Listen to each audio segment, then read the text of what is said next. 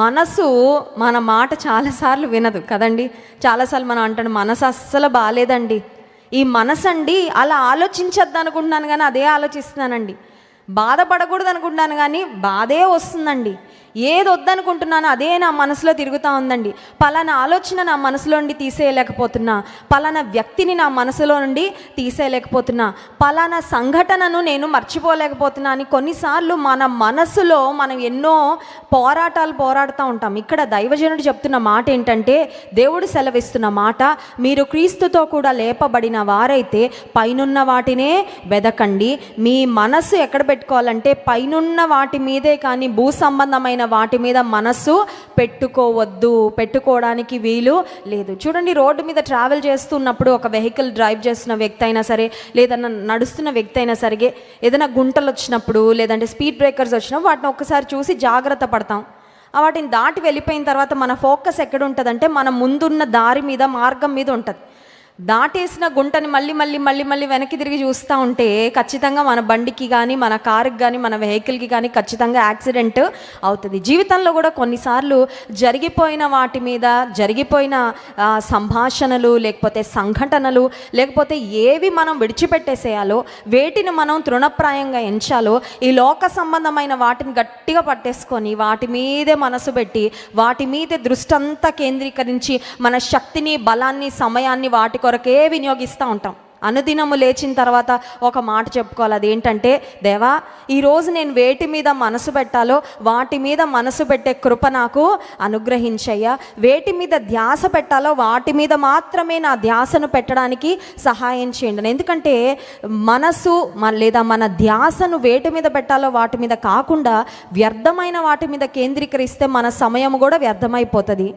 వ్యర్థమైపోయిన సమయము ఖచ్చితంగా జీవితాన్ని కూడా వ్యర్థం చేసేస్తూ ఉంటుంది. అందుకే ఒక దైవజనుడు ఏమంటాడంటే, time wasted is life wasted అని. సమయం అయిపోతూ ఉంటే జీవితం కూడా అయిపోతూ ఉంటుంది కదండి. దినంలో మరి దేవుడిచ్చిన సమయంలో చాలా వరకు మనం నిద్ర కొరకు కేటాయిస్తాం, ఆ తర్వాత ఫుడ్ కొరకు కేటాయిస్తాం, ఆ తర్వాత మన పనుల కొరకు కేటాయిస్తాం. ఇక దేవునికి మనకి మధ్యలో ఉండే సమయము, లేదంటే దేవునితో మనం మాట్లాడే సమయము చాలా తక్కువ సమయంగానే ఉంటుంది. చెప్పాలంటే దినంలో ఉన్న 24 గంటలను ఒకసారి మనం ఒక టైం టేబుల్ లాగా మనం వేసుకొని దేనికి ఎంత సమయాన్ని కేటాయిస్తున్నామని మనం చూస్తే, వాక్య ధ్యానానికి మనము కేటాయించే సమయము, ప్రార్థనకు మనం కేటాయించే సమయం, ఒకవేళ సాక్ష్యం చెప్పడానికి కేటాయించే సమయం, లేదంటే దేవుని మాటలను ధ్యానం చేయడానికి ఏ పని చేసుకుంటున్నప్పటికీ మనం కేటాయించే సమయం చాలా తక్కువ ఉంటుంది. కానీ అపవాది ఎంత మోసగాడంటే ఆ కొద్ది సమయాన్ని కూడా దొంగిలించాలని చూస్తాడు. అన్ని పనులకి టైం ఉంటుంది కానీ బైబిల్ చదువుదామని వచ్చేసరికి 10 పనులు అప్పుడే ఎదురు చూస్తూ ఉంటాయి, 10 పనులు అప్పుడే గుర్తొస్తూ ఉంటాయి. మన మనసు, మన దృష్టి, మన ఏకాగ్రత చాలాసార్లు ఏవి శ్రేష్టమైనదో, ఏది ముఖ్యమైనదో, ఏది మన గమ్యాన్ని నిర్దేశించేదో, ఏది నిజమైన ఆశీర్వాదాలు తీసుకొచ్చి పెట్టేదో ఆ దేవుని దైవ సంబంధమైన, దైవికమైన విషయాల మీద మనసు, దృష్టి పెట్టకుండా అపవాది చాలాసార్లు మనల్ని సైడ్ ట్రాక్ చేసేస్తూ ఉంటాడు. అందుకే దేవుని వాక్యం హెచ్చరిస్తుంది, మీరు క్రీస్తుతో కూడా లేపబడిన వారైతే పైనున్న వాటి మీదే మీ మనసు ఉంచుకోవాలి, భూ సంబంధమైన వాటి మీద మనస్సు పెట్టుకొనొకడి. ఈ మాట చెప్పిన తరువాత 5వ వచనంలో దేవుడు ఒక ఖచ్చితమైన, కఠినమైన కార్యము ప్రతి విశ్వాసి వారి జీవితంలో చేయాలి అని స్పష్టంగా మాట్లాడుతున్నారు. 5వ వచనం చూడండి, కావున భూమి మీద ఉన్న మీ అవయవములను అనగా జారత్వమును, అపవిత్రతను, కామాతురతను, దురాశను, విగ్రహారాధన అయిన ధనాపేక్షను చంపివేయుడి అనే మాట. మనం చంపాలంట కొన్నిటిని. అమ్మో, మనం ఎవరిని చంపకూడదు కదండి. చంపితే ఏంటంటే అది హత్య చేయడం పాపం కదా. నిజమే, దేవుడు నరహత్య చేయమనట్లేదు, లేకపోతే ఎవరినో సంహరించమనట్లేదు. కానీ మనలో ఉన్న పాపాన్నట మనం చంపివేయాలండి. చంపే వ్యక్తులు మీరు చూడండి, దయ కానీ, కరుణ కానీ ఏమైనా ఉంటుందండి? నరహత్య చేసేవాళ్ళు ఉంటారు, కూనీలు చేసేవాళ్ళు ఉంటారు. లేదంటే కొన్నిసార్లు ఎవరికైనా జైల్లో ఉన్నప్పుడు, చాలా భయంకరమైన నేరం చేసినప్పుడు, ఎస్పెషలీ టెర్రరిస్ట్ అలాంటి వాళ్ళు పట్టబడినప్పుడు ప్రభుత్వం చాలా కఠినమైన నిర్ణయం తీసుకొని వీరికి ఉరిశిక్ష వేయాలి అనే ఒక ఆజ్ఞ జారీ చేసినప్పుడు వారికి ఉరిశిక్ష వేస్తారు. ఆ ఉరిశిక్ష ఎవరైతే వేస్తారో వారికి జాలి కానీ, కరుణ కానీ ఉండదు. ఉంటే వారు వేయలేరు కూడా. వారు ఏమంటారు, అమ్మో మా వల్ల కాదండి, నేను అలాంటి పని చేయలేనండి, దేవుని బిడ్డలుగా ఇతరులను సంహరించడం, నరహత్య చేయడం బైబిల్ ఖచ్చితంగా ఖండిస్తుంది. నరహత్య చేయకూడదు అని దేవుడు 10 ఆజ్ఞలలో సెలవిచ్చాడు. కానీ మన జీవితంలో పాపాన్ని మనం చంపాలంట. చంపడం అంటే అర్థం ఏంటంటే ఇంకా మళ్ళీ అది బ్రతకడానికి అవకాశము, చచ్చిపోయిన వ్యక్తి అయినా సరే ఏదన్నా చనిపోయారు అంటే ఇంకా వారి నుండి స్పందన ఉండదు. We cannot expect them to get up or talk or do anything కదండి. ఎవరైనా ఒకరు చనిపోయారంటే వారు తిరిగి మాట్లాడరు. చుట్టూ ఎంతమంది వచ్చి వారి కొరకు ఏడుస్తున్నప్పటికీ వారు లేచి నా కోసం ఏడవద్దు, నేను బాగానే ఉన్నానని చెప్తారండి? చెప్పరు. వారు తిరిగి లేస్తారని, లేదంటే ఇంటికి వస్తారని, వారి పనులు చేసుకుంటారని ఇంకా ఎలాంటి నిరీక్షణ కూడా ఉండదు. అయితే దేవుని వాక్యం ఖచ్చితంగా చెప్తున్న మాట ఏంటంటే పాపము విషయంలో ప్రతి విశ్వాసి కఠినంగా ఉండాలండి. వాక్యం విషయంలో చాలా సెన్సిటివ్గా ఉండాలి. వాక్యం ఏం చెప్తుందో దాన్ని విని మన జీవితంలో మార్పులు చేసుకోవడానికి సిద్ధంగా ఉండాలి. కానీ పాపం విషయానికి వచ్చేసరికి ప్రతి విశ్వాసి దేవునిలో ఎదగాలని, దేవుని గణపరచాలని, దేవుని సంతోషపెట్టాలని ఆశ కలిగిన ప్రతి ఒక్కరము ఖచ్చితంగా చేయాల్సింది ఏంటంటే పాపం విషయంలో ఖచ్చితంగా ఉండాలి. పాపం విషయంలో కఠినంగా పాపాన్ని చంపాలి. అందుకే ఒక దైవ సేవకుడు జాన్ ఓవెన్ అనే ఒక దైవ సేవకుడు ఏమంటారంటే kill sin before it kills you. పాపాన్ని నీవు చంపు, లేదంటే పాపము నిన్ను చంపేస్తుంది. పాపాన్ని మనం చంపకపోతే మనలో పెరుగుతున్న పాపాన్ని, పాపపు ఆలోచనలు, పాపపు తలంపులను మనం సంహరించకపోతే ఆ పాపం మనల్ని చంపేస్తుంది. పాపం చంపేయడం అంటే ఏంటంటే స్పిరిచువల్గా మనల్ని చంపేస్తుంది. బయటకి బాగానే ఉంటాం, బయటకు బ్రతుకుతున్నట్లే కనబడతాం, బయటకు ఉద్యోగాలు చేస్తూ ఉంటాం, వ్యాపారాలు చేస్తుంటాం, తిరుగుతుంటాం, నడుస్తుంటాం, కుటుంబ జీవితంలో సాగిపోతూ ఉంటాం. కానీ పాపాన్ని పెంచి పోషిస్తే, పాపాన్ని చూసి చూడనట్లుగా వదిలేస్తే ఆ పాపం ఏం చేస్తుందంటే ఒకరోజు మనల్ని చంపేస్తుంది, ఆధ్యాత్మికంగా మనల్ని నశింపజేస్తుంది. అమెరికా దేశంలో ఒక సహోదరి, ఆమెకు ఏదైనా ఒక జంతువుని పెంచుకోవాలని ఆశ కలిగిందంట. అమెరికాలో కొన్ని పాశ్చాత్య దేశాల్లో కుటుంబ బంధాలకు అంత విలువ ఉండదండి. తల్లిదండ్రులు 18 సంవత్సరాలు రాగానే వాళ్ళ పిల్లల్ని ఇంటి నుండి బయటకు పంపించేస్తారు. మీ బ్రతుకులు మీరు బ్రతకండి, ఇక మిమ్మల్ని పోషించింది పెంచింది చాలు, మీ ఉద్యోగాలు మీరు చూసుకోండి, మీ కాళ్ళ మీద మీరు నిలబడండి అని పంపించేస్తారు బయటకి. సో ఆమె కూడా ఆమెకున్న పిల్లల్ని ఆమె ఎలా పంపించేసింది తెలీదు, ఒంటరిగా బ్రతుకుతూ ఉంది. మనుషులు నమ్మక ద్రోహులు, కానీ జంతువులకి చాలా నమ్మకత్వం ఉంటుంది. కాబట్టి ఒక జంతువుని తీసుకొని పెంచుకోవాలని ఒక ఆశ కలిగి, సరే పెంపుడు పెట్ స్టోర్ ఉంటుంది కదండి, పెంపుడు జంతువులన్నిటిని అమ్మే స్టోర్ ఉంటుంది, అక్కడికి వెళ్ళి ఒక అద్భుతమైన సెలక్షన్ చేసుకుంది. ఏమి సెలక్షన్ చేసుకుందంటే ఒక పెద్ద కొండ చిలువని సెలెక్ట్ చేసుకుంది పెంపుడు జంతువుగా. పోయి అన్ని జంతువుల్లో ఏమి సెలెక్ట్ చేసుకుందండి? పెంపుడు జంతువు పైథాన్ ఇంటికి తెచ్చుకుంది. రోజు పడకలో పక్కన వేసుకొని పడుకుంటుంది. ఈ పైథాన్ని చక్కగా అలా పట్టుకుంటే ఎంత సాఫ్ట్గా ఉంటుంది, ఎంత చక్కగా ఉంటుంది అని, మరి అది చూడగానే ఎంత భయంకరంగా ఉంటుంది. కానీ ఆమెకి చాలా నచ్చేసింది పెంపుడు జంతువు. మేము కూడా జూకి వెళ్ళినప్పుడు అక్కడ పాముని తీసుకొచ్చాడండి ఒక అతను, తీసుకొచ్చి పట్టుకోండి అన్నాడు. నేను అన్న దాని జోలికి నేను వెళ్ళను, అదంటే మాకు ఇష్టము లేదంటే అంటున్నాడు. పాములకి చెడ్డ పేరు ఉంది కానీ పాములు చాలా మంచివండి. ఏంటంట, they just have bad reputation అంటున్నాడు. వాటికి చెడ్డ పేరు వచ్చింది కానీ అవి మనల్ని ఏమి చేయవండి. మనం వాటి జోలికి వెళ్ళకపోతే పాములు మనల్ని ఏమి, నువ్వు ఎన్నన్నా చెప్పయ్యా, కానీ అపవాది వాడుకున్నది సర్పము శపించబడినది, నాకు అక్కర్లేదు బాబు దాన్ని ముట్టుకోవాలని కానీ దాని దగ్గరకు రావాలని కానీ ఎలాంటి ఆలోచన. మా పిల్లలు వెళ్ళి పట్టుకున్నారండి. మా పిల్లలకి చాలా జంతువులు అంటే చాలా ఆసక్తి. పక్షులు జంతువులు అంటే వాళ్ళు వెళ్ళారు, పట్టుకున్నారు, చాలా స్మూత్గా ఉంది, చాలా సాఫ్ట్గా ఉంది అన్నారు. కానీ నా వల్ల చూడ్డానికే చాలా ఇబ్బందిగా అనిపించింది. చాలాసార్లు మనం ఏదో ఒకటిలే పెంపుడు జంతువు ఏముందిలే పర్వాలేదని అనుకుంటా ఉంటాం. ఆమె కూడా ఒక పైథాన్ ఇంటికి తెచ్చుకొని దాన్ని పెంచుకుంటా ఉంది. రోజు దానికి 3 పూట్ల ఈమె ఆహారం తిన్నట్లు దానికి కూడా ఆహారం పెడతా ఉంది. అండ్ సడన్లీ ఒకరోజు ఫుడ్ తినడం మానేసింది, బక్క చిక్కిపోతుంది. ఇప్పుడు ఈవిడ బాగా ప్రేమను మమకారాన్ని పెంచుకుందేమో దాని మీద, ఈమెకి దిగులు పట్టుకుంది. ఏమనంటే నాకున్న మంచి నేస్తం నా ఫ్రెండ్, దీనికి ఏమన్నా అయిపోతే నా పరిస్థితి ఏంటని ఒక డాక్టర్ దగ్గరికి తీసుకువెళ్ళింది. ఒక బెట్ దగ్గరికి తీసుకువెళ్ళి డాక్టర్ గారు, వారం రోజుల నుంచి నా పెంపుడు పాము ఏమీ తాగట్లేదండి, ఏమీ తినట్లేదండి, నాకు చాలా టెన్షన్గా ఉంది, దానికి ఏమైపోద్దా అంటే డాక్టర్ దాన్ని అటు తిప్పి ఇటు తిప్పి బాగా పరీక్షించి ఆమెకు ఒక నిర్ఘాంతపోయే మాట చెప్పాడు. అదేంటంటే, అమ్మా, ఈ పాము దాని కడుపులో ఖాళీ ఏర్పరచుకుంటుంది, ఎందుకంటే నిన్ను తినడానికి ప్లానింగ్లో, నిన్ను మింగడానికి అది మంచి ప్లానింగ్లో. మేము జూకి వెళ్ళినప్పుడు ఒక పైథాన్ని తీసుకొచ్చి ఆ పైథాన్ని పెంచుతున్న వ్యక్తి ఒక మాట చెప్పాడు. ఏమనంటే, పైథాన్ కట్ట నోట్లో ఎలాస్టిక్ పెట్టాడంట దేవుడు. ఏంటండి? ఎలాస్టిక్. ఆ ఎలాస్టిక్ ఎట్లా ఉంటుందంటే దాని నోరు ఇలాగా దాన్ని స్ట్రెచ్ చేయొచ్చు, ఇట్లా కూడా స్ట్రెచ్ అవుతుందంట, ఇలాగా అలాగా. అందుకని అది ఇంత పాము ఇంత ఉన్నా కూడా పెద్ద పెద్ద జీవులని, తర్వాత కొన్నిసార్లు మనుషులను కూడా మింగేస్తూ ఉంటుంది. కారణం ఏంటంటే దాని నోటిలో దేవుడు ఒక ఎలాస్టిక్ మెకానిజం పెట్టాడు, అందుకని అది నోరు అన్ని వైపులా తెరవగలదన్నమాట. ఈ పాము ఆమె చాలా ప్రేమగా పెంచుకుంటుంది, కానీ ఆ పాము మాత్రం తన యజమానురాలినే చంపడానికి ఒక ప్రణాళిక వేసి దాని కడుపులో ఖాళీ చేసుకుంటా ఉందమ్మా. అందుకే ఏం తినట్లేదు. ఒకరోజు సడన్గా నువ్వు ఎప్పుడో నిద్రలో ఉన్నప్పుడు నిన్ను చుట్టేసి నీ ఎముకలన్నీ విరిచేసి చక్కగా నిన్ను తినేసి వారం రోజులు కడుపులో చక్కగా నెమ్మదిగా నిన్ను డైజెస్ట్ చేసుకుంటుంది.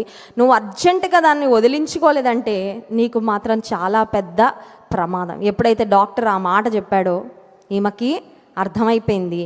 ఆ పాముని తీసుకెళ్ళి మళ్ళీ ఆమె ఒక ఫారెస్ట్లో తీసుకెళ్ళి వదిలేసింది. ఎందుకు ఈ మాట చెప్తున్నానంటే, పాము కదా పర్వాలేదు, పాము నన్నేం చేస్తుందిలే, పాము నేను ఎంత బాగా చూసుకుంటున్నాను కదా, నా పట్ల కూడా అలాగే మంచిగా ఉంటుంది అని ఆమె అనుకుంది. కానీ పాము ఒక విషపూరితమైన సర్పము, దాని స్వభావమే హాని చేయడం కనుక అది ఎట్లా అయినా సరే హాని ఖచ్చితంగా. చాలాసార్లు మనం అనుకుంటాం, పాపము, నేను ఫ్రెండ్షిప్ చేస్తున్నానండి పాపంతో, ఏం పర్వాలేదండి, ఈ అలవాటు అండి నాకు బాగా హ్యాబిట్ అయిపోయిందండి, ఇక ఇది నేను చేయకుండా ఉండలేకపోతున్నానండి, నాకు ఇప్పటివరకు ఏం అవ్వలేదండి, తాగుతా ఉన్నా ఏం అవ్వట్లా, తాగిన చాలామందికి అవయవాలు పాడైపోతున్నాయి అన్నారు కానీ నాకేం అవ్వట్లా, కాబట్టి నాకేం అవ్వదని some people are just continuing in the same sin and the same mistake again and again. పాపాన్ని చేస్తూ పాపంలో ఆనందిస్తూ అలవాటు పడిపోయి చాలా కంఫర్టబుల్ అయిపోయి నాకు ఏ హాని కలగట్లేదు, నేనంతా బాగానే ఉన్నాను అనుకుంటున్నారు. కానీ పాపాన్ని చంపకపోతే పాపం మనలని చంపేస్తుంది, మనం ఆత్మీయంగా చనిపోతాము. నిత్య నరకాగ్నికి ఈడ్చుకు వెళ్ళే శక్తి దేనికి ఉందంటే పాపానికి ఖచ్చితంగా ఉంది. అందుకే దేవుని వాక్యం స్పష్టంగా సెలవిస్తున్న మాట, కావున భూమి మీద ఉన్న, కొలసి పత్రిక 3వ అధ్యాయం 5వ వచనం, కావున భూమి మీద ఉన్న మీ అవయవములను అనగా జారత్వము, అపవిత్రత, కామాతురత, దురాశ, విగ్రహారాధన అయిన ధనాపేక్షను చంపి, ఈ మాట చెప్తామా, పాపాన్ని చంపుతాను అని చెప్పండి.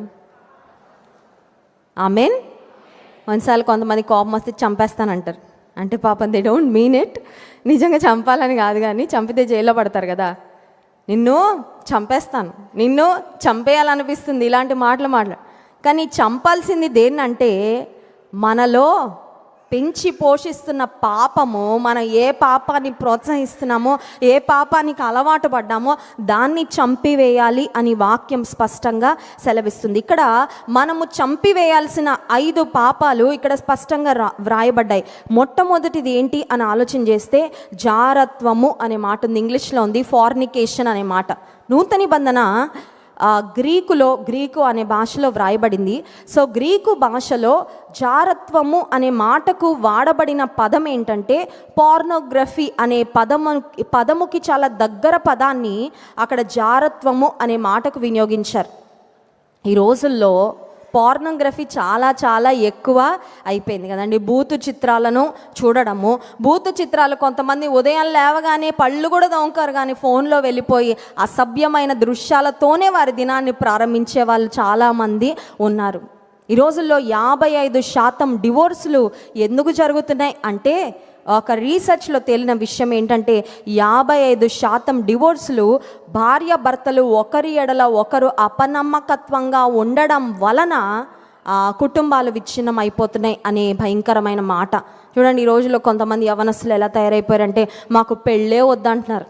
పెళ్ళే వద్దు, స్వేచ్ఛగా ఉంది జీవితం. ఒక వ్యక్తికి ఎందుకు కట్టుబడి ఉండాలి, ఒక వ్యక్తికే భర్తగా ఎందుకు ఉండాలి, ఒక వ్యక్తికే భార్యగా ఎందుకు ఉండాలి? స్వేచ్ఛగా బ్రతుకుతాం, ఇష్టానుసారంగా జీవిస్తాం. ఏది కావాలనిపిస్తే అది, ఎప్పుడు కావాలనిపిస్తే అప్పుడు మేము చేయడానికి అవకాశం ఉంటుంది. కనుక కుటుంబ వ్యవస్థలో మేము ఒక క్రమమైన పద్ధతిలో ఉండడం ఇష్టం లేదని చాలామంది యవనస్తురాండ్రు they are choosing to not get married. పెళ్ళి చేసుకోవాలని ఇంట్రెస్ట్ లేదంటున్నారు చాలామంది యవనస్తులు. నా దగ్గరికి చాలామంది తల్లులు వచ్చి చెప్తా ఉంటారు, అమ్మ ప్రార్థన చేయండి, మా వాడు పెళ్లి చేసుకోని అంటున్నాడు, ప్రార్థన చేయండి, మా అమ్మాయి పెళ్ళొద్దు అంటుంది, ప్రార్థన చేయండి.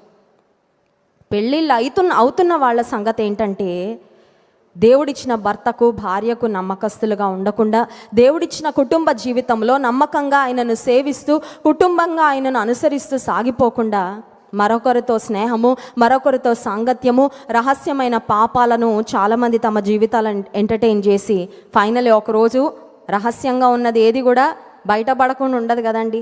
రహస్య జీవితం ఎప్పటికైనా బహిర్గతం అవుతుంది. ఒక్కసారి విషయాలన్నీ వెలుగులోకి వచ్చిన తర్వాత ఆ కుటుంబాలు, ఆ పెళ్ళిళ్ళు పెటాకులు అయిపోతూ ఉన్నాయి. తల్లిదండ్రులు ఎంతమంది ఏడుస్తున్నారు, మా వాడు చాలా మంచోడండి, ఎందుకు ఇలా అవుతుందో మాకు తెలీదు, మా అమ్మాయి చాలా మంచిది కానీ ఎవడో ఇట్లా చేశాడు, ట్రాప్ చేశాడు, మా అమ్మాయి జీవితము పాడైపోయింది. జారత్వాన్ని చంపాలి అనే మాట దేవుని వాక్యంలో మనం చూస్తాం. రెండవదిగా అపవిత్రత అనే మాట ఉంది, చూసారండి. ఇది చాలా చాలా జాగ్రత్తగా గమనించుకోవాల్సిన విషయం. ఎందుకంటే జారత్వం అందరూ చేయడానికి సాహసించరు. ఎందుకంటే జారత్వం చేయాలంటే అమ్మో ఎయిడ్స్ వ్యాధి వస్తుందేమో, ఎవరికైనా తెలుస్తుందేమో, ఏదైనా అవుతుందేమో, అనవసరంగా ఎందుకు లేనిపోని సమస్యలని చాలాసార్లు మొదటి పాపం విషయంలో జాగ్రత్త పడతారు. కానీ రెండో పాపం విషయానికి వచ్చేసరికి అపవిత్రత అనే మాట ఉంది. ఈ అపవిత్రత అనే మాటను గ్రీకులో మూల భాషలో మనం గమనించినట్లయితే అక్కడ వాడబడిన పదం ఏంటంటే లస్ట్ఫుల్ ఇంటెంట్, అంటే పాపముతో కూడిన తలంపులు లేదా పాపముతో కూడిన ఆలోచనలు అనే మాట వ్రాయబడింది. అపవిత్రత శరీరముతో చేయడానికి చాలామంది జంకుతూ ఉన్నారు, కానీ అపవిత్రమైన ఆలోచనలు ఆలోచించడానికి మాత్రం ఏమాత్రం సందేహించకుండా అపవిత్రమైన ఆలోచనలను, అపవిత్రమైన తలంపులను తమ హృదయంలో పెంచి పోషిస్తూ ఉన్నవారు చాలామంది ఉన్నారు. ఇంగ్లీష్లో వ్రాయబడిన మాట ఏంటంటే దానికి స్టెయిన్ వన్స్ మైండ్ అని, అంటే మనసుకి మలినం అంటుకోవడం అంట. చాలాసార్లు బట్టలకి మురికి అంటుకుంటే వెంటనే తీసేస్తాం కదండి, వెంటనే వాషింగ్ మెషిన్లో వేసేస్తాం, వెంటనే బ్రష్ కొట్టి ఆ మరక మచ్చ ఏదైతే ఉందో పోయే వరకు పట్టుదలగా మనం కృషి చేస్తాం. ఒకవేళ ఏదన్నా పోని మరకలు ఏదన్నా బట్టల మీద పడితే ఇక వాటిని బయటకి కూడా వేసుకోవడం మానేస్తాం. ఎందుకంటే స్టెయిన్ అయితే మనకి ఇష్టం ఉండదు. కానీ చాలాసార్లు మనసు స్టెయిన్ అయిపోతూ ఉంది. పాపపు మరకలు మనసుకు అంటుకుంటా ఉన్నాయి. దాన్నే దేవుని వాక్యం సెలవిస్తుంది అపవిత్రత అనే మాట. అందుకే మన మనసు అనేది it is a secret world, అవునా కదా అండి? ఒక రహస్యమైన ప్రపంచం, అవునా కదా? హమాస్ టెర్రరిస్టులు గాజా అనే ప్రాంతంలో ఒక రహస్యమైన సొరంగాన్ని వారు ఎప్పటి నుంచో తవ్వి పెట్టుకున్నారంట. చాలామంది యూదులు లేదంటే ఆ సమయంలో వారు ఎవరినైతే బందీలుగా చేసుకున్నారో వారిని ఆ సొరంగంలోకి తీసుకువెళ్ళిపోయి అక్కడ బంధించేశారు. చాలా భయంకరమైన పరిస్థితులు అక్కడ మరి జరుగుతూ ఉన్నాయి. మన వార్తల్లో చూస్తున్నాం సొరంగం. ఇప్పుడు ఆ భూమి క్రింద ఉన్న ఆ సొరంగంలో ఏం జరుగుతుందో అక్కడికి వెళ్ళిన వారికి తప్ప బయట ప్రపంచానికి ఏమీ తెలియదు. చాలాసార్లు మన మనసు, మన ఆలోచనలు కూడా it's like a secret world. ఎవ్వరికి కనబడుతుందండి. కొంతమంది ఉంటారు మనసు తెరవరు, అసలు ఎవ్వరికి చెప్పరు, ఎవ్వరితో పంచుకోరు. గడిచిన వారంలో ఒక యవనస్తురాల్ని వాళ్ళ పేరెంట్స్ నా దగ్గర తీసుకొచ్చారు. మాట్లాడండి అమ్మ, ఒకసారి ప్రార్థన చేయండి అని తీసుకొస్తే ఆ అమ్మాయి చాలా తక్కువ మాట్లాడుతుందండి. అని దేవుడు నాకు ఇచ్చిన కృపను బట్టి ఒక్క మాట మాట్లాడినా కూడా నేను చాలా ఈజీగా అర్థం చేసుకోగలను పరిస్థితిని. ఎంత ఎక్కువ మందిని కౌన్సిలింగ్ చేస్తూ ఉంటాను. సరే, ఆ అమ్మాయి మాట్లాడిన కొన్ని మాటల్లోనే ఆమె పరిస్థితి ఏంటి, ఆమె మానసికంగా ఎలాంటి స్థితిలో ఉందో దేవుడు నాకు తెలియపరిచినప్పుడు ఆమెను బలపరిచి కొన్ని మాటలు చెప్పి ప్రేయర్ చేసి పంపించా. తల్లిదండ్రులు ఒక మాట చెప్పారు ఏంటంటే, మా అమ్మాయి ఇంట్రోవర్ట్ అండి, ఎవరితో మాట్లాడదు, ఎవరితో పంచుకోదు, ఫ్రెండ్సే లేరు, అమ్మతో చెప్పదు, నాన్నతో చెప్పదు, ఇంట్లో ఉన్న అక్కతో చెప్పదు, తమ్ముడితో చెప్పదు. తన మనసులోనే తను ఆలోచించుకుంటా తన బాధ తనే పడతా ఉంటుంది. తను ఏదన్నా డిప్రెషన్లో ఉంటే తనే స్ట్రగుల్ అవుతుంది తప్ప ఎవ్వరికి మనసు విప్పి మనసు తెరవడానికి ఏమన్నా మన దగ్గర ఇన్స్ట్రుమెంట్స్ ఉంటాయండి? ఓపెన్ హార్ట్ సర్జరీ చేయాలంటే కోస్తారు డాక్టర్ దగ్గర కొన్ని వారి దగ్గర ఉండే పరికరాలు ఉంటాయి, వారు చేస్తారు సర్జరీ. మనసు తెరవడానికి ఏమైనా ఉంటుందా? మనసు కొంతమంది లాక్ చేసి పడేస్తారు. మనసు ఒక సొరంగంలాగా ఆ లోపల అపవిత్రత అంతా పెంచి పోషిస్తా బయటికి ఎవ్వరికీ తెలియదు. పైకి చాలా చక్కగా, చాలా నీట్గా, చాలా మంచిగా కనబడతాం. కానీ దేవుని వాక్యం సెలవిస్తుంది అపవిత్రతను చంపాలి. మనసులో అపవిత్రతను పెంచి పోషిస్తే ఆ అపవిత్రత మనల్ని ఆధ్యాత్మికంగా సంహరిస్తుంది. ఆ అపవిత్రత మనల్ని దేవునికి ఖచ్చితంగా దూరము చేస్తుంది. పోర్నోగ్రఫీ అనేది నేటి దినాల్లో చాలా చాలా ఎక్కువైపోయింది.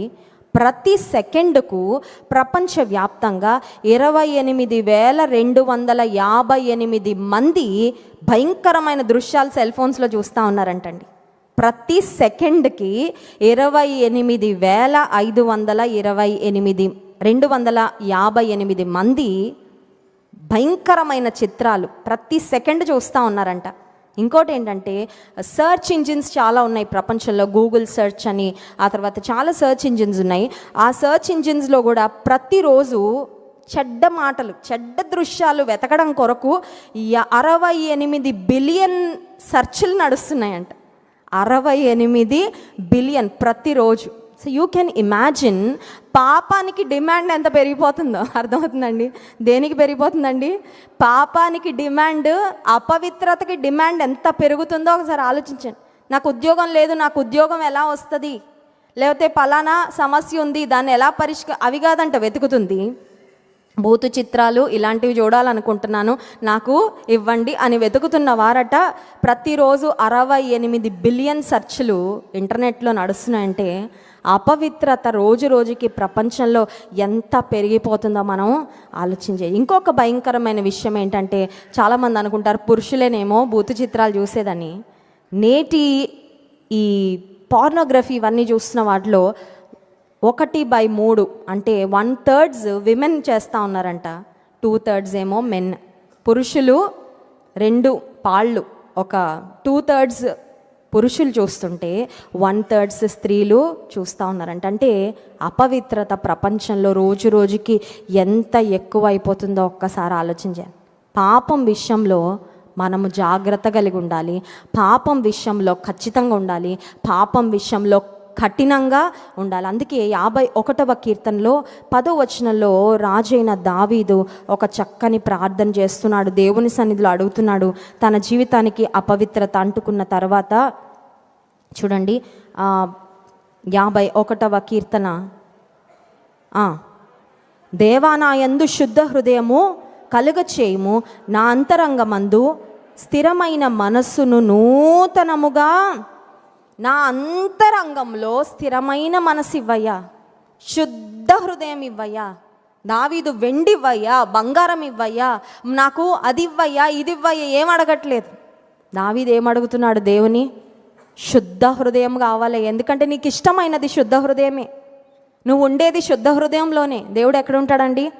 శుద్ధ హృదయంలోనే ఉంటాడు. అపవిత్రమైన హృదయంలో దేవుడు ఉండడు. పాపాన్ని చేస్తూ అపవిత్రమైన ఆలోచనలతో మరి బ్రతుకుతూ నాలో ఉండయ్యా, నాతో రాయి అంటే వస్తాడండి? రాడు, ఉండలేడు ఆయన. పవిత్రుడు, నిర్దోషి, నిష్కల్మషుడు, పాపులలో చేరక ప్రత్యేకముగా ఉన్నవాడు ఉండలేడు. నువ్వు పిలిచినా రాలేడు. అపవిత్రతతో నిండిన హృదయంలో దేవుడు ఉండడు, నివసించడు. అందుకే దావీదు ఆస్తిపాస్తులను అడగట్లేదు, ఐశ్వర్యం అడగట్లేదు, లేదంటే శత్రువులపై జయం అడగట్లేదు, ఆయుష్ అడగట్లేదు, ఇంకేం అడగట్లేదు. కానీ దేవా నాకు శుద్ధ హృదయము. ఉపవాస ప్రార్థనకు వచ్చిన మనము దేవుని అడగాల్సింది ఏంటంటే శుద్ధ హృదయము. I don't want to be stained by the sin of this world. పాపపు మరకలు అంటని హృదయం నాకు కావాలయ్యా. దేవుడు కోరుకుంటుంది కూడా అదే. హల్లెలూయా. పాపపు మరకలు అంటిన నీ రక్తముతో కడిగేసి నా హృదయాన్ని శుద్ధ హృదయంగా, మురికి హృదయాన్ని కడగడంలో దేవునికి మించిన వాళ్ళు ఇంకెవ్వరు లేరండి. హల్లెలూయా.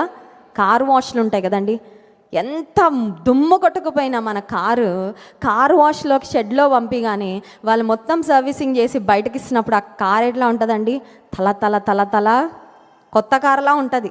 కొత్త కారులాగా ఉంటుంది. దేవుని సన్నిధానానికి వచ్చిన ప్రతిసారి మన హృదయ స్థితి ఎలా ఉన్నా, ఇక్కడ దేవా నాకు శుద్ధ హృదయము కలుగచే, నా అంతరంగంలో స్థిరమైన మనసు నూతనంగా పుట్టించయ్యా, నూతనంగా నా హృదయము నా అంతరంగాన్ని నువ్వు కడుగు ప్రభువా, నూతనమైన మనసు నాకు అనుగ్రహించయ్యా. అది అడుగుతున్నామా? దేవుని సన్నిధికి వచ్చినప్పుడు అడుగుతాం. ఆరోగ్యము అడుగుతాం, ధనము అడుగుతాం, జయం అడుగుతాం, లేకపోతే పిల్లల విషయంలో పెళ్ళిళ్ళ కొరకు అడుగుతాం, ఉద్యోగాల కొరకు అడుగుతాము, ఎన్నో అడుగుతూ ఉంటాం. కానీ దేవుని సన్నిధిలో అడగాల్సింది, నిజంగా దేవునిలో ఎదగాలని ఆశించే వారు ఖచ్చితంగా అడిగేది ఏంటంటే శుద్ధ హృదయము, అంతరంగములో స్థిరమైన మనస్సును నూతనముగా పుట్టించయ్యా. హెబ్రీ పత్రిక 12వ అధ్యాయము 4వ వచనంలో ఒక మాట ఉంది చూడండి. హెబ్రీ పత్రిక 12వ అధ్యాయము 4వ వచనం, మీరు పాపముతో పోరాడుటలో రక్తము కారునంతగా ఇంకా దానిని ఎదిరింపలేదు. పాపంతో పోరాడాలంట. మనం దేంతో పోరాడతాం? పక్కింటోళ్ళతో. కొంతమంది పొద్దున్న లేవగానే పక్కింటోళ్ళతో పెట్టుకుంటారు. అటు నుంచి డైలాగులు, ఇటు నుంచి డైలాగులు, అటు నుంచి వస్తువులు, ఇటు నుంచి వస్తువులు కదండి. పోరాడడంలో చాలాసార్లు మనుషులను టార్గెట్ చేస్తూ ఉంటాం చాలాసార్లు మనం. లేకపోతే వాళ్ళు మా వాళ్ళు కాదండి, వాళ్ళు మా సంబంధికులు కాదండి, వాళ్ళు ఏదో అన్నారంటండి, వాళ్ళు ఏదో చేశారంటండి, వాళ్ళు అంతు తేల్చాలండి. చాలాసార్లు వ్యక్తులతో పోరాడుతూ ఉంటాం అనవసరంగా. కానీ పాపముతో పోరాడాలంట. ఎంత పోరాడాలి? రక్తము, బుల్ ఫైట్ అని జరుగుతుంది, చూసారండి ఎప్పుడైనా? బుల్ ఫైట్ అని జరుగుతుంది. ఆ కొమ్ములున్న బుల్ని వదిలేస్తారు గ్రౌండ్లోకి. ఒక మనిషి వెళ్తాడు దాంతో ఫైట్ చేయడానికి. అయితే దాని మెడైనా విరగ్గొట్టి బయటకు వస్తాడు, లేకపోతే మనోడైనా మొత్తం రక్తం గారిపోద్ది. ఎయిదర్ ఆ బుల్ గెలుస్తుంది బుల్ ఫైట్లో, లేదంటే మనిషి చాలా ధైర్యం ఉండాలండి, చాలా గుండెలు ఉండాలి ఆ బుల్ ఫైట్కి వెళ్ళి. చాలామంది కూర్చుంటారు ఆడియన్స్గా చూడ్డానికి. ప్రాముఖ్యంగా రోమన్స్లో, రోమ్ నగరంలో ఎక్కువగా జరుగుతూ ఉండేవి ఇలాంటివి, బుల్ ఫైట్స్ ఇలాంటివి. పూర్వకాలంలో ఒక మనిషి వెళ్ళేవాడు, ఆ బుల్తో పోరాడుతూ ఉంటాడు. ఎట్లా ఉంటుందంటే కొమ్ములతో లేపి పడేస్తూ ఉంటుంది అతన్ని. దాని శక్తి, దాని పవర్ ఏంటో చూపించుకోవాలని రక్తం గారుతున్నా కూడా ఇతను పోరాడుతూ ఉంటాడు. ఏంటంటే ఇతని అల్టిమేట్ గోల్ ఏంటంటే ఆ యొక్క బుల్ని, ఆ మృగం యొక్క మెడ విరిచేసి అది పడితే గెలిచినట్టు, లేదంటే ఒళ్ళంతా రక్తంతో గాయాలతో అయిపోతాడు.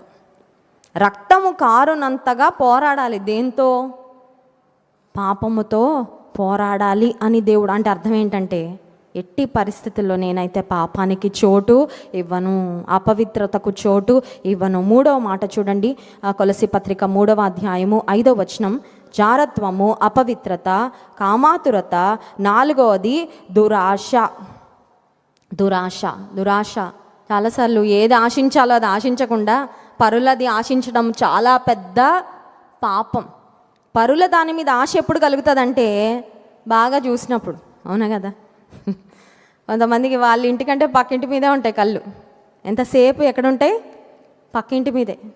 ఒక ఆవిడంట తన భర్తతో రోజు టిఫిన్, బ్రేక్ఫాస్ట్ కొరకు డైనింగ్ టేబుల్ దగ్గర కూర్చునేవారంట భార్య భర్తలు.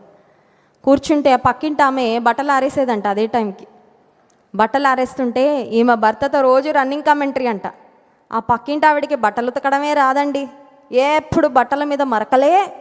ఇలాంటి వాళ్ళు ఇల్లాలుగా ఎందుకుంటారో, నాలా ఉండాలి తప్ప ఆవిడలా ఉండకూడదని ఎప్పుడు నెగిటివ్గా మాట్లాడుతూ ఉండేదంట.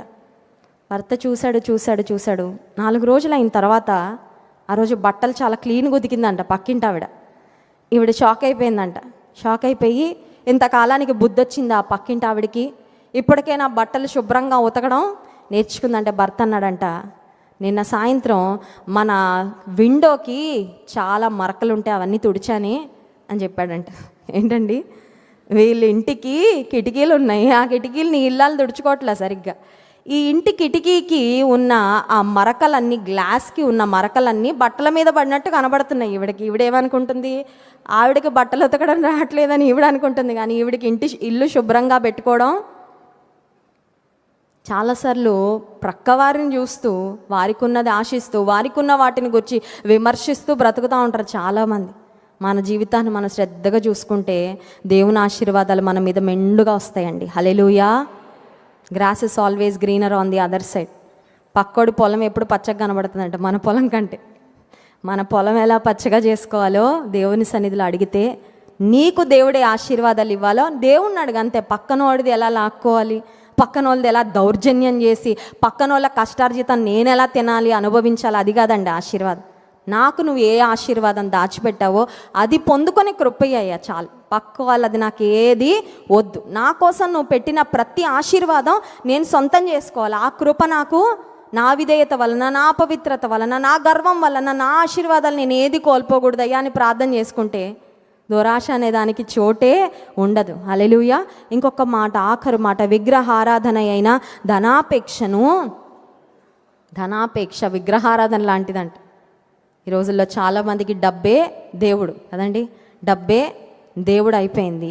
ధనముతో కళ్ళు మూసుకుపోయేవారు చాలామంది ఉన్నారు. ధనం సంపాదించడం కొరకు ఎన్ని అక్రమమైన మార్గాలలో వెళ్ళేవారో ప్రపంచంలో మనం చూస్తూ ఉన్నాం. విగ్రహ ఆరాధన అయిన ధనాపేక్ష, వీటన్నిటిని ఏం చేయాలంట?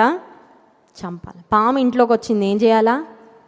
చిన్నపిల్లే కదా, పర్వాలేదులే, ఎక్కడో దగ్గర ఉంటుందిలే, పర్వాలేదులే అని ఉంటామండి. వచ్చిందని తెలిస్తే దాన్ని చంపే వరకు, అది ఇంట్లోండి బయటకు వెళ్ళిందని చూసే వరకు మనకి నెమ్మది ఉండదే. పాపము 3 అక్షరాలు మధ్యలో పా తీసేస్తే ఏంటండి? పాపము పాము వంటిదే. పాపాన్ని మనం చంపకపోతే పాపం మనల్ని చంపుతుంది. ఈ ఉపవాస ప్రార్థనలో అడుగుదాం, ఈ 5 పాపాలు వాటిని ఏం చేయాలంట? సంహరించాలంట. పాపం విషయంలో నేను ఖచ్చితంగా ఉండే కృపివయ్యా, శుద్ధ హృదయం దయచే ప్రభా. కళ్ళు మూసుకోండి, ప్రార్థన చేసుకుందాం. దేవుడు తన వాక్యం ద్వారా మనతో మాట్లాడాడు. రాజైన దావీదు దేవుని అడుగుతున్నాడు, దేవా నా అంతరంగములో స్థిరమైన మనస్సు నూతనముగా పుట్టించయ్యా. నా మనసు మలినమైపోయిందయ్యా, నా ఆలోచనలు పాడైపోయాయ్యా, నా హృదయానికి పాపపు మరకలు అంటాయి ప్రభా. కడుగు నాయన, తెల్లగా హిస్సోపుతో నా పాపములు కడుగుము, హిమము కంటే తెల్లగా అగునట్లు నన్ను పరిశుద్ధపరచు.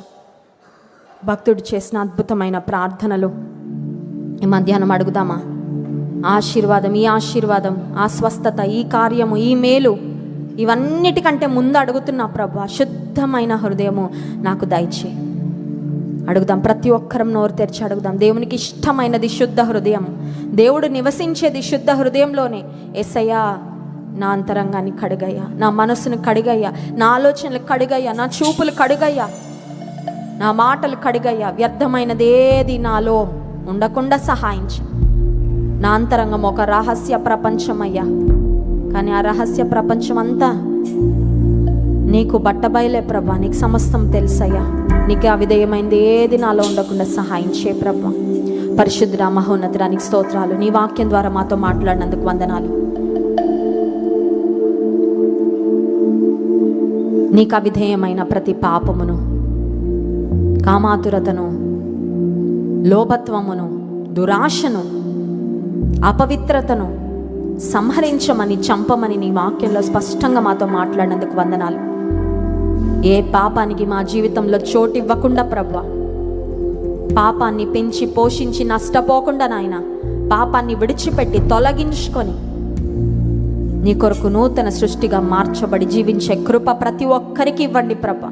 ఇంకా ఎంతమంది పాపాన్ని విడిచిపెట్టలేక, పాపపు అలవాట్లు విడిచిపెట్టలేక, పాపపు స్నేహాలు విడిచిపెట్టలేక, పెంచి పోషిస్తూ అదే పాపంలో కొనసాగుతూ నష్టపోతున్నారు, వారిని జ్ఞాపకం చేసుకోండి.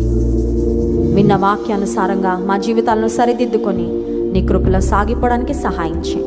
మిమ్మల్ని ఆరాధించి స్తుతించబోతుండగా ఆరాధన ఆత్మతో మమ్మల్ని నింపుమని యేసు నామమున ప్రార్థిస్తున్నాం తండ్రి, ఆమేన్.